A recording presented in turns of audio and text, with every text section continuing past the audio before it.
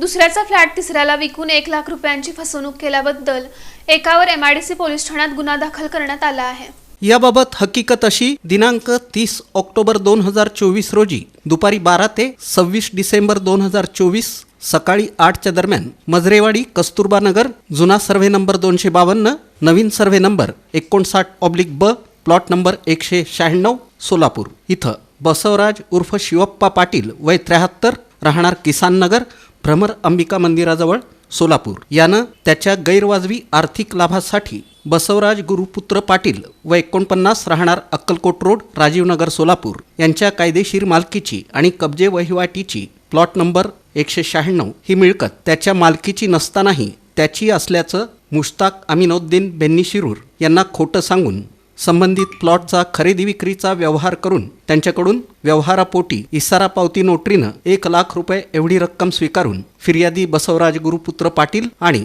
Mushtaq Aminuddin Benny Shirur या दोघांची फसवणूक केली म्हणून बसवराज उर्फ शिवप्पा पाटील याच्यावर MIDC पोलीस ठाण्यात गुन्हा दाखल करण्यात आला। अधिक तपास सहाय्यक पोलीस निरीक्षक मोरे हे करतायत।